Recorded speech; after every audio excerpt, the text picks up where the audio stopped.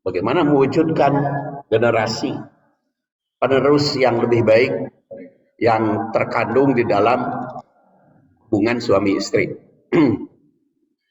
Jadi kita secara berangsur. Hadisnya diriwayatkan oleh Muhammad bin Ismail Al-Bukhari, lahir 194, wafat 256. Dia menyatakan haddasana Sa'ad bin Hafas haddasana Syaiban an Mansur an Salim bin Abil Ja'di an Quraib an Ibni Abbas. Jadi hadis ini diriwayatkan oleh Al-Bukhari. Nah, sahabatnya adalah Ibnu Abbas. Kata beliau, kata Imam Bukhari, Sa'ad bin Hafas yang menerima. Beliau menerima hadis. Jadi guru Imam Bukhari itu Sa'ad bin Hafas yang menerima hadis dari Syaiban, dari Mansur, dari Salim, Biljuni, dari Quraib, dari Ibnu Abbas. Jadi sahabatnya adalah Ibnu Abbas. Yang Rasulullah Shallallahu Alaihi Wasallam bersabda, kata Ibnu Abbas, amma lau anna ahadak yaqul hina ya'ti ahlahu bismillahi Allahumma jannibni syaiton wa jannibi syaiton ma rojaqtana summa qadara bainahuma fi dalika au dia walad lam yadurruhu syaiton abadan. Hadis ini tentu mengandung atau terdiri dari beberapa redaksi. Dan dari 7 muhadis populer, 6 ulama meriwayatkan hadis ini. Ahmad, Bukhari, Muslim, Abu Daud, Tirmidzi, dan Ibnu Majah. Jadi yang tidak meriwayatkan adalah An-Nasa'i. Jadi boleh dikatakan kalau istilah Ibnu Hajar Al-Asqalani mah yang wafat 852, hadis ini rawahul jamaah. Jadi diriwayatkan oleh jamaah. Karena kalau mayoritas dari kutubus sitah meriwayatkan, maka beliau menyebut rawahul jamaah. Ini redaksinya macam-macam, tidak perlu saya bahas. Ini diarsipkan untuk dibaca berulang oleh bapak-bapak dan ibu tausiknya. Jadi tapi kalau kita perhatikan tabelnya itu, awal matan hadis itu ada yang menggunakan redaksi lau anna ahadakum. Andai kata di antara mereka, ya, itu yang diriwayatkan oleh Muslim dan Al-Bukhari. Ada juga yang meriwayatkan lau anna ahadakum. Jadi andai kata di antara kalian, atau At-Tirmidzi. Tapi ada juga mengatakan amma lau anna ahadakum. Nah, ujung redaksinya juga ada ma darrahu syaiton, ada juga fala yadurruhu syaiton abadan. Ada juga lam yadurruhu. Dan beberapa redaksi yang berbeda tentu saja, karena yang dikutip ini dari 7 ahli hadis, ya ahli hadis yang lain ada kemungkinan redaksinya berbeda. Ini adalah sanadnya panjang, tapi kekhasan sanad atau mata rantai sahabat yang meriwayatkan hadis ini adalah Ibnu Abbas yang menyampaikannya kepada Quraib sebagai tabi'in. Atba tabi'innya juga sama, yaitu Salim bin Abi Al-Ja'di yang menyampaikan kepada Mansur. Seperti diriwayatkan semua muhadis yang meriwayatkan hadis ini sama sahabat tabi'in dan atba tabi'innya sama. cuman ke bawahnya itu berbeda-beda. Dan doa ini sudah hafal di kalangan ibu-ibu dan bapak-bapak untuk hafal teh kacida teuing. Kan sudah lama nikah lagi, hanya teu hafal. Tapi redaksinya beda-beda gitu ya. Allahumma jannibi syaiton. Nah, redaksinya ada berbeda-beda. Enggak apa-apa itu. Mau bolak-balik juga enggak apa-apa, yang penting isinya. Karena redaksinya kan di dalam matanya juga beda-beda dari Rasul.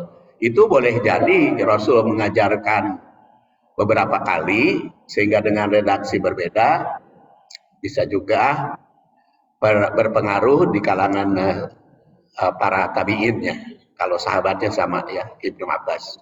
Jadi bisa jadi menurut Ibnu Abbas juga bisa berbeda-beda.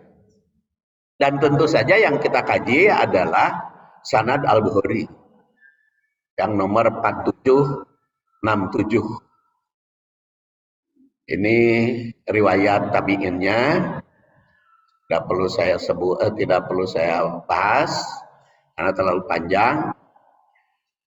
Tapi Ibnu Abbas itu sudah kita kenal, yaitu yang didoakan oleh Rasul, Allahumma fa'alimhut ta'wil. Ya Allah, jadikanlah tempat ini yang paham tentang agama dan pandai mentakwil. Ini takwil itu sudah diajarkan oleh Rasul, khususnya kepada Ibnu Abbas. Kata Ibnu Abbas itu zaman Quran. Quran berjalan, Quran berjalan, jadi segala macam paham tentang Quran. Sekarang kita lihat tarikh hadis. Sejak penciptaan Adam dan Hawa, manusia dianugerahi gairah kepada pasangan. Kan lihat Adam dan Hawa begitu diciptakan oleh Allah, Hawa kan langsung tertarik. Di sejak manusia pertama tertarik oleh pasangan. Laki-laki pasangan oleh wanita, tertarik oleh wanita. Wanita tertarik oleh laki-laki. Lamun laki-laki tertarik ke laki-laki, wanita itu menyimpang. Nah, kalau yang fitrah mah laki-laki oleh wanita, tertariknya wanita, sama-sama itu menyimpang. Bukan takdir Allah gitu mah, penyimpangan. Jadi walaupun sekarang sudah terbit buku untuk melawan kaum muslimin tentang LGBT, itu keliru. Jadi kan sekarang lagi genyot-genyot mendakwakan LGBT ke seluruh dunia. Hati-hati, pilih presiden dan DPR serta wakil-wakil daerah, pimpinan-pimpinan daerah yang anti LGBT, jangan yang membela. Presiden DPR itu berpengaruh. Kalau sudah masuk kota DPR, LGBT bisa bicara, tapi juga pimpinan daerah. Makanya kaitan dengan pemilihan ini harus kita pandai-pandai. Kalau masih cenderung ke LGBT, jangan dipilih oleh kita, karena sekarang makan milih orang ya, bukan milih partai. Ya, orangnya tahu. Nah, jadi gairah laki-laki dengan wanita itu sejak Nabi Adam, wanita oleh laki-laki. Penyimpangan zaman Nabi Lut diberantas oleh Nabi Lut itu sendiri.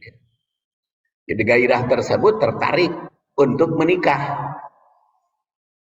Dan tidak ada pergaulan tanpa nikah, bergaul suami istri. Pergaulan suami istri itu bukan hanya menyalurkan birahi suami istri, tapi juga bernilai ibadah. Itulah salah satu maknanya terdapat doa dalam pergaulan, karena bergaul suami ibadah, makanya ada doanya. Ingat kepada kersosonoan, oke, ingat ke Allah teh, jangan lupa. Jadi pan biasanya lamun kersosonan kergairah mah poho, makanya diingatkan Allah ya, disebut nama Allah itu bismillah. Itu salah satu makna terdapat doa dalam pergaulan suami istri tersebut. Hadis ini secara historis membimbing suami istri agar senantiasa berdoa, hendak melakukan, boleh hendak, boleh sedang, itu ingat memang nama sedang kita boleh, atau sesudahnya nanti riwayatnya kita ketahui. Setelah jadi doa itu tetap dikumandangkan. Itu historis pertama. Historis kedua atau tarikh yang kedua, di masa jahiliyah pergaulan pria dan wanita terdapat kecenderungan bebas. Utamanya pembesar atau orang kaya bisa melakukan terhadap bawahan atau hamba sahaya seenaknya saja, menggauli hamba sahaya. Risalah Rasul Sallallahu Alaihi Wasallam dengan hadis ini mengoreksi bahwa hubungan pria wanita atau jima atau senggama itu hanya bisa dilakukan atas nama Allah. Atas nama Allah. Ya, senggama bahasa Indonesia ya, jima bahasa Arab itu kumpul, artinya orang Sunda sapa temon. Sapa temon itu dari temu, sapa temon ya jadi ngahiji. Jadi atas nama Allah. Oleh karena itu tidak ada senggama atau gaul suami istri selain atas nama Allah. Jadi nama Asmaul Husna teh disebut baik karena naon oge.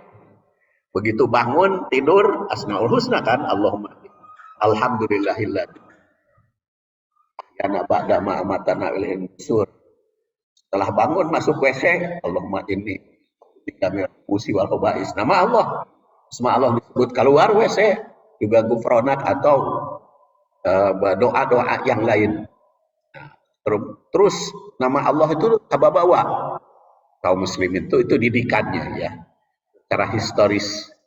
Di dalam pernikahan juga nama Allah, dalam pergaulan sebut nama Allah, asma Allah selalu dibawa. Ini secara tarikh. Kemudian tasih hadis ini diriwayatkan oleh Bukhari dan Muslim, itu sudah muttafaq alaih.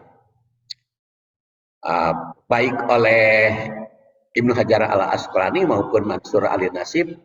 Kalau Mansur al-Nasib itu Ahmad, Bukhari, Muslim, muttafaq alaih itu. Tapi kalau Bukhari kalau Ibnu Hajar al-Asqalani diriwayatkan oleh dua orang, itu sudah muttafaq alaih, jadi kesahihannya sudah disepakati.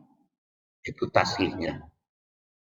Sahabatnya juga adalah Ibnu Abbas. Kemudian tanasub atau keterkaitan hadis ini dengan ayat. Jadi saya sekarang ini 9 langkah tadabbur hadis. Langkah pertama tausik, langkah kedua tarjamah tadi sudah, kemudian ketiga tahrij, keempat tarikh, kemudian kelima tanasub hadis dengan ayat, nanti juga ada tahlil tarikh tasih, kemudian takwil, dan kesembilan tatbik. Jadi 9 langkah kajian hadis. Pertama, gaul suami istri ini merupakan kebutuhan setiap umat dan diperintah oleh Quran. Hadis yang berkaitan dengan gaul suami istri itu sangat terkait dengan ayat yang lain. Yang pertama, surat Al-Baqarah ayat 222. A'udzubillahi minasyaitonir rajim wa yas'alunaka 'anil mahid qul huwa adza fa'tazilun nisa fil mahid wa la taqrabuhunna hatta yatahharna fa in tatahharna fa'tuhunna min haitsu amarakumullah innallaha yuhibbut tawwabin wa yuhibbul mutatahhirin. Ini surat Al-Baqarah 222. Ini berisi dialog dengan umat tentang hukum gaul suami istri. Karena apa? Karena latar belakangnya ayat 222 ini, kebiasaan Yahudi kalau istrinya sedang haid itu pajauh, teu daek makan bareng, teu daek tidur babarengan.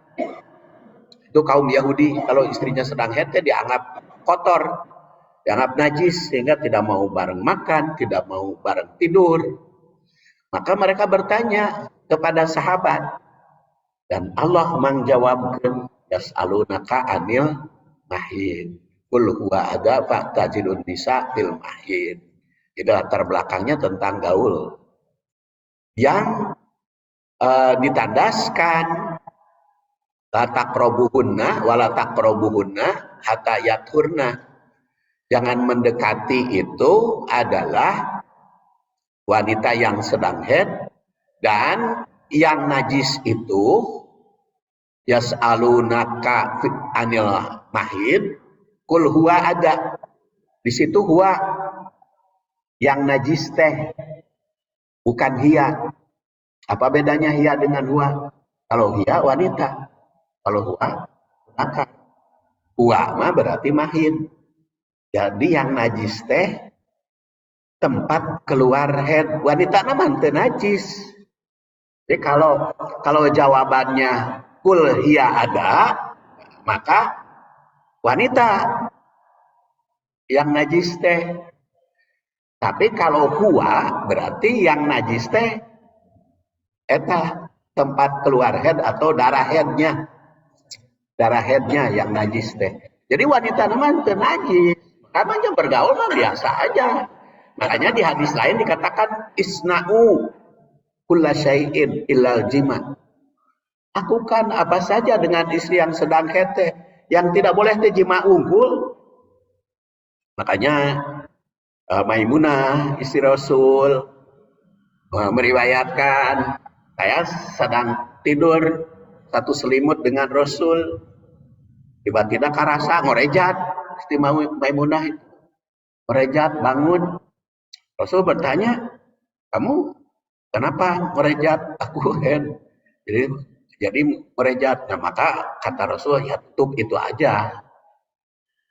Kemudian Aisyah juga meriwayatkan.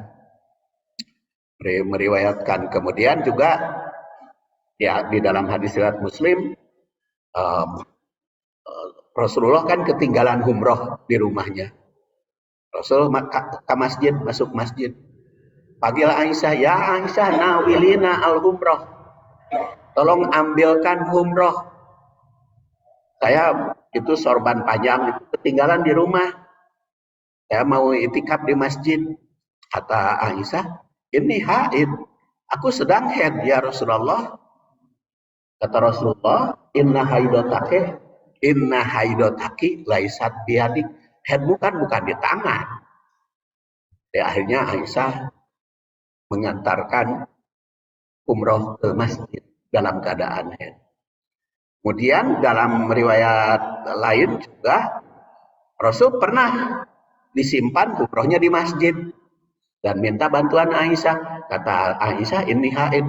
Kata Rasulullah, inna haidotaki laisat biadik. Haidmu kan bukan di tangan, ambil aja. Jadi Rasul Aisyah ke masjid ambil umroh tersebut dalam keadaan haid.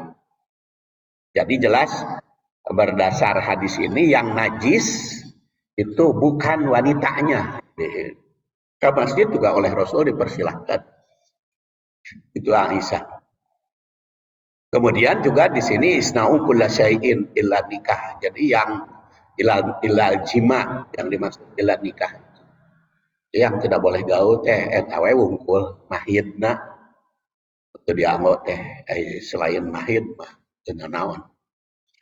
Dan jika telah suci, nah faidah tatoharna, apabila sudah suci, fatuhunna min haitsu amarakumullah gauli. Jadi engkau lamun geus suci mah tong diantep istri teh gauli. Dan ini perintah. Lamun istri sudah suci di situ oleh Imam Syafi'i diartikan tatoharna teh sudah mandi. Tapi kalau menurut Imam Hanafi sudah berhenti haid.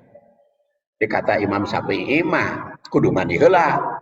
Setelah haid teh kakarak digauli. Tapi kata Imam Hanafi mah Dengan naon can ibak ge sekalian we ibakna. Wanita wanita begitu berhenti headnya atau saya ajak suami sekalian ibak sekalian ibak dari head dan sekalian ibak dari jima menurut Imam Hanafi. Kedua mau di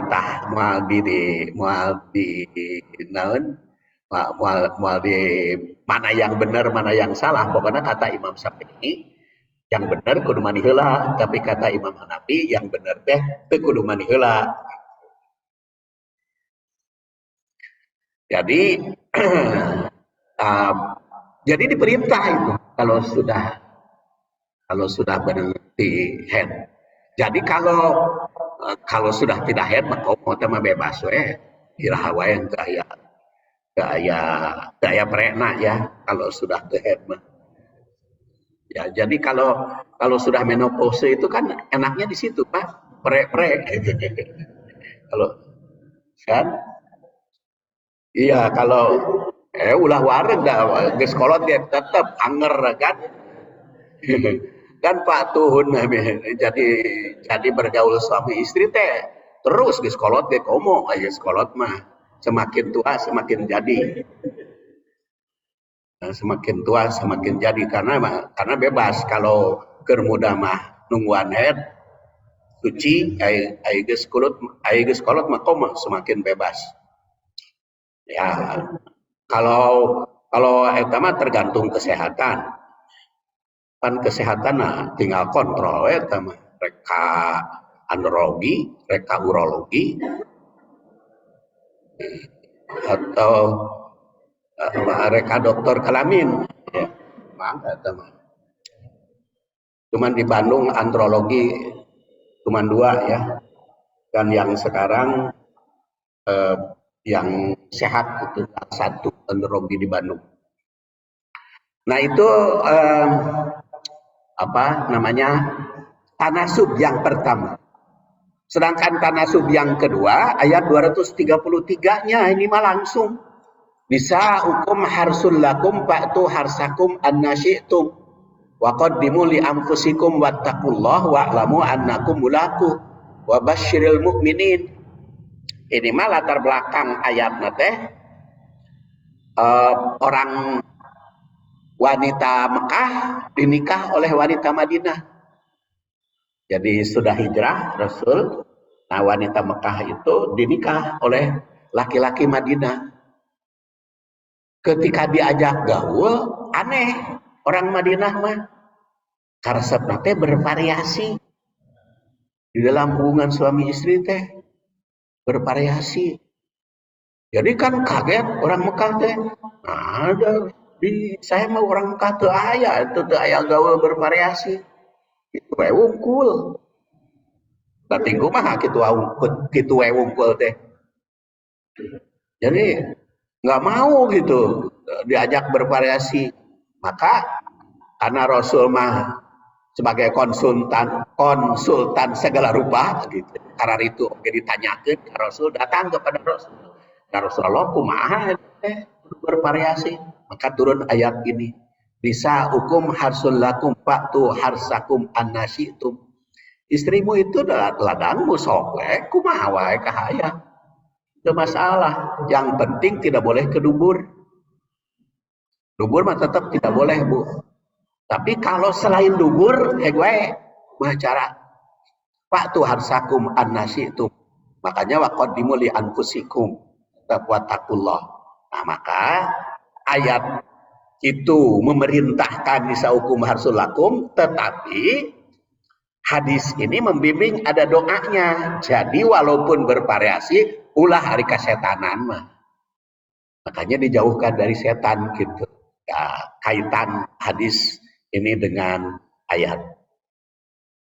Sekarang kita lihat syarah yaitu T yang ke 7 ya. Ke-8-nya takwil, ke-9-nya tatbik. Amma lau anna ahadakum.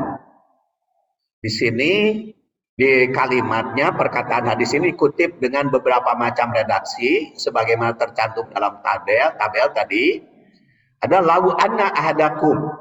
Ada yang amma inna ahadakum, ada ayajizu ahadukum, apakah salah seorang di antaramu tidak mampu. Namun prinsip maknanya mempunyai kesamaan. Nah, jika seseorang atau kalian atau mereka yang beriman, tegasnya siapapun di antara orang beriman, jadi perkataan ini bisa bermakna jika hendak melakukan, atau andaikan mau melakukan, atau selama melakukan, karena kalimatnya amma lau anna ahadahu atau lau anna ahadakum. Jadi bisa dilakukan sebelum, bisa dilakukan selama, bisa dilakukan setelah. Jadi kapan saja rek salamina egwae berdoa. Nah, ahadakum kalimatnya, atau selama melakukan, atau tidak boleh apakah tidak memaksakan di dalam berdoa, juga dengan kalimat ayat jitu ahadukum, atau mengapa tidak berusaha melakukan, jadi kalimatnya. Kemudian yakul hina ya'ti ahlahu, mengatakan hina ya'ti. Ya'ti ini kan fi'il mudhari. Fi'il mudhari mah tidak terbatas kan waktunya. Bisa sebelum, bisa sedang, bisa akan, ya, bisa akan, bisa sedang. Karena pakai fi'il mudhari. Ya'ti ahadahu, ahlahu. Ya'ti, mereka menggauli. Jadi kalimat ini hina yang mengandung arti saat, bisa berlangsung. Kemudian ya'ti, mendatangi, jadi merupakan kinayah dari gaul atau menyetubuhi. Dalam redaksi lain, Al-Bukhari mengutip ida'ata, apabila mendatangi, tapi atama fi'il mudhari, fi'il madi, setelah atau akan, seperti pada nomor itu. Tirmidzi sebagaimana pada tabel juga begitu kalimatnya. Sedangkan ahlahu bermakna keluarga alias istri sendiri. Dan Ahmad itu menggunakan imro'atahu. Jadi kadang-kadang hadis itu menggunakan ahlahu, kadang-kadang imro'atahu kepada istri itu, ya. Kemudian Muslim menggunakan ida aroda ayat tia ahlahu, apabila hendak. Jadi lamun bisa mah sebelumnya juga harus berdoa, karena ada ida aroda ayat tia ahlahu. Ini merupakan penegasan bahwa yang digaulimu adalah istri, bukan yang lain. Jadi seseorang muslim itu tidak pernah memenuhi kebutuhan nafsu birahinya kepada yang lain selain kepada istri.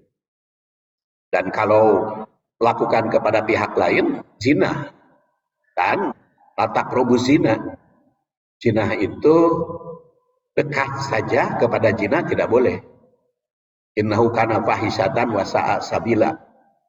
Jadi jelas tidak ada kesempatan untuk hubungan seks, hubungan suami istri selain kepada istrinya sendiri. Di sini kan mengisyaratkan ketika gaul suami istri, memenuhi nafsu biologis hanya suami istri, jangan memenuhi kebutuhan seks selain melalui pernikahan. Kemudian lakukan gaul suami istri itu secara halal dan jauhi perzinahan, karena disitulah takrom.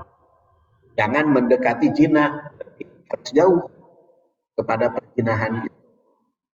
Dan kalau tadi dikatakan memenuhi kebutuhan seks hanya suami istri, jadi hanya melalui suami istri ya, kebutuhannya. Makanya para ulama melarang memenuhi kebutuhan biologis selain kepada suami istri.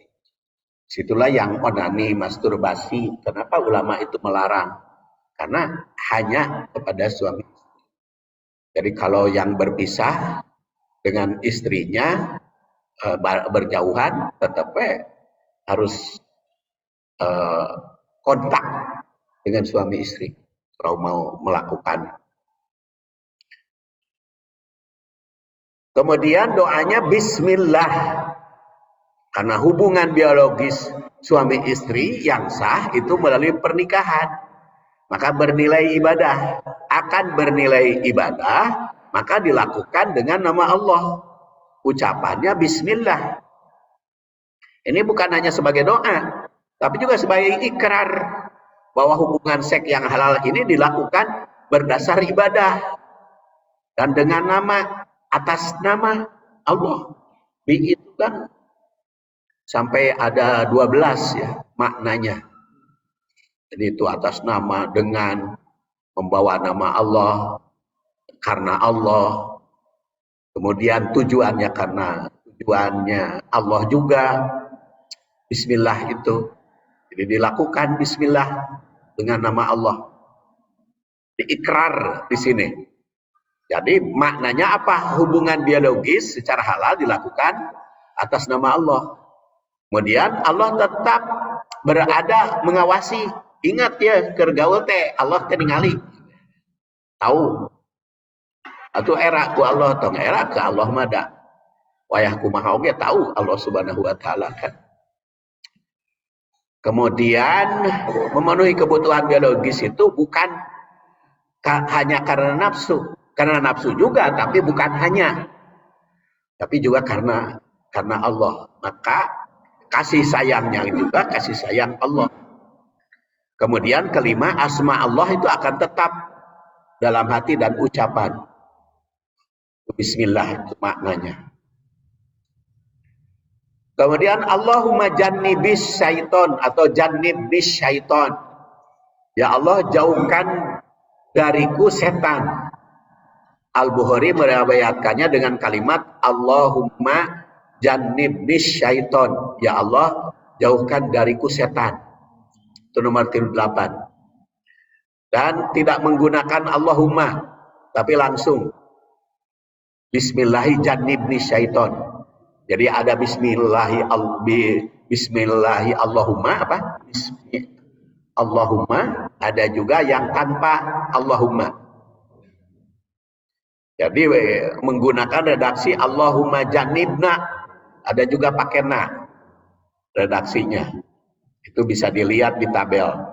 Jadi penggunaan kalimat dalam doa jannibna yang berarti jauhkan dari kami, itu doanya berdua. Kalau jannibna suami istri, tapi kalau jannibni diriku masing-masing. Bisa juga jannibni itu diriku karena dua-duanya sama berdoa. Bisa juga menggunakan kalimat Allahumma. Bisa juga langsung minta, ya Allah. Ucapan doa itu mengandung makna nama Allah tetap berada di benak hati walaupun sedang gaul suami istri. Kedua, minta dijauhkan dari setan. Maka bergaul bukan karena nafsu setan. Karena nafsu, tapi bukan nafsu setan. Itu nafsu yang dianugerahkan oleh Allah. Nafsu mah tetap kudu ada. Geus kolot oge ulah ada urang mah geus kolot. Asa jeung adi lanceuk we jeung istri teh nggak boleh. Kan mawadah teh kan sakinah mawadah warohmah doa nage. Mawadah itu adalah gairah suami istri. Di geus kolot oge anger we, gairah mah kudu aya. Jadi ulah dianggap kan nyebut adik juga apa menganggap adik kan nggak boleh, menganggap ibu nggak boleh. Jadi suami istri mah tetap sampai kolot ge mawadah.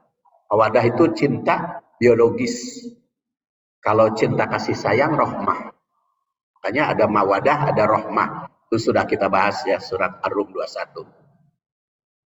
Kemudian karena jauh dari setan, maka tidak akan kesetanan.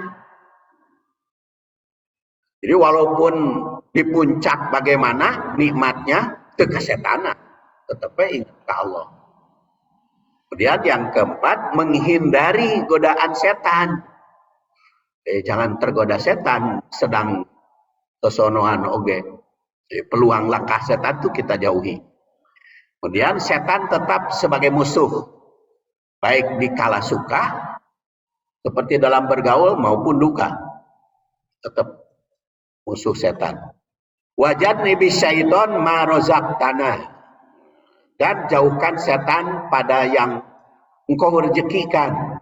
Al-Bukhari mengatakan wajadni bisyaiton ma razaqtana.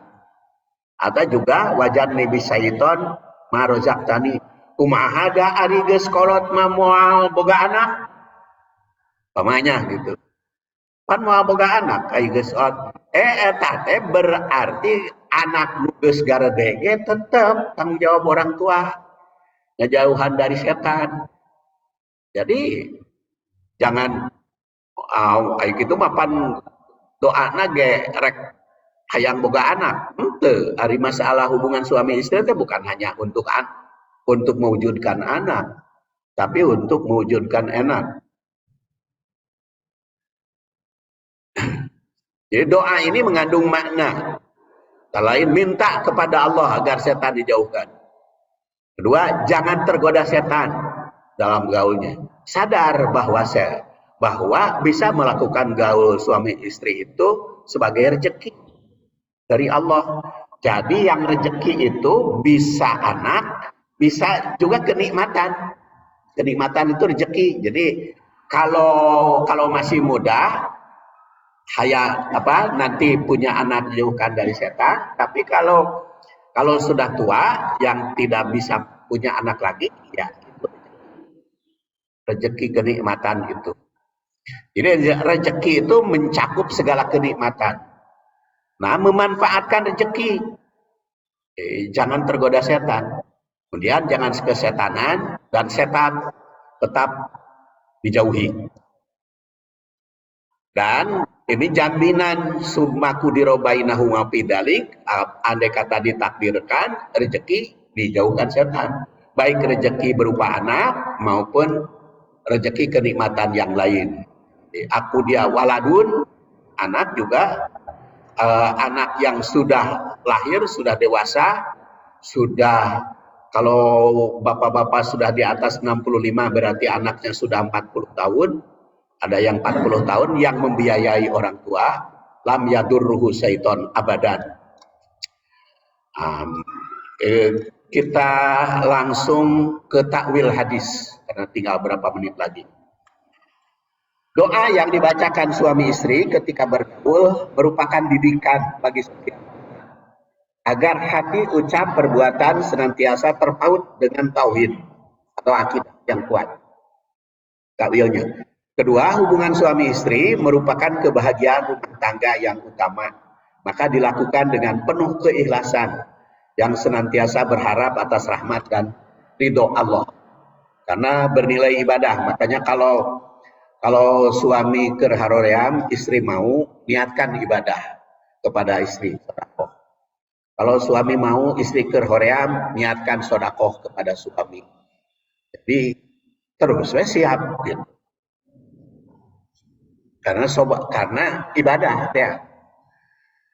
Kemudian yang ketiga, nama Allah itu disebut ketika hubungan jima suami istri, itu melambangkan ketertautan hati, ucap, sikap, dan tindakan dengan yang maha pengasih dan penyayang. Maka dilakukan dengan kemesraan, nikmat berdua, dilakukan secara halal. Kemudian 4, gaul suami istri melambangkan kesatuan tubuh berdua suami istri, memberikan bimbingan. Makanya janibni atau ada juga janibna, akidah. 5, karena dilakukan dengan ibadah, maka diawali dengan nama Allah, berharap kepada Allah. Kemudian 6, jika dilakukan bukan atas nama Allah, punya kecenderungan dipengaruhi setan. Oleh karena itu atas nama Allah. 7, perlindungan yang diminta bukan hanya untuk diri sendiri, tapi untuk suami istri dan keturunan. Kemudian hadis ini sebagai jaminan bagi manusia dan juga melambangkan bahwa pendidikan anak dan keturunan itu dilakukan sejak pranatal, bahkan ketika bergaul.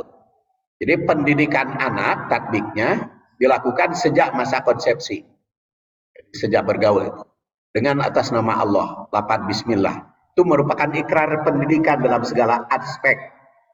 Oleh karena itu pendidikan dijuruskan kepada tauhid.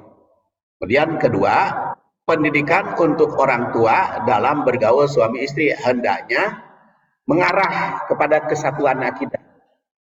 Jadi bukan hanya jima fisik, kumpul fisik, sapa teman tuh, dan hanya fisik, tapi juga jasmani, rohani.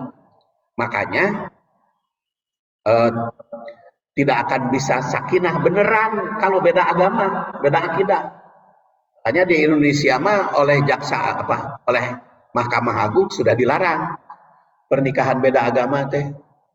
Jadi kalau kemarin-kemarin kan berdebat gitu, sekarang kan dari Mahkamah langsung tidak ada itu pernikahan beda agama. Karena dalam jima aja kan itu satu kesatuan, bukan hanya fisik. Ini juga jasmani, rohani. Pernikahan beda agama itu tidak mungkin itu terwujud sakinah. Jadi karena sakinah itu mawadah warohmahnya itu menyatu gitu ya. Nah, itu pendidikannya. Dan yang ketiga, dalam gaul suami itu terkandung berlindung kepada Allah dari setan. Ini sebagai tantangan negatif dalam pendidikan yang mesti diproteksi generasi. Nilai pendidikan yang kita garis bawah ini. Kemudian keempat, dalam kebahagiaan nama Allah disebut. Jadi itu tasyakur. 5, pendidikan tidak terbatas oleh suatu materi pelajaran tertentu. Jadi segalanya harus terkait dengan akidah. Kemudian waspada atas godaan setan. Dan yang ketujuh, gaul suami istri merupakan persiapan melahirkan generasi penerus yang lebih baik. Jika sudah tidak akan punya anak lagi, perwujudan generasi penerus itu mesti dilanjutkan karena abadan. Tegasnya, setiap bergaul suami istri mesti mengingatkan adanya generasi penerus yang perlu terus-menerus dibina agar berkualitas. Jadi doa gaul suami istri itu bukan hanya untuk menambah anak, tapi juga meraih kenikmatan dan mengingatkan tanggung jawab mewujudkan generasi penerus yang lebih baik. Pas jam 6 kita akhiri. Subhanakallahumma wa bihamdik asyhadu an la ilaha illa anta astaghfiruka wa atubu ilaik. Assalamualaikum warahmatullahi wabarakatuh.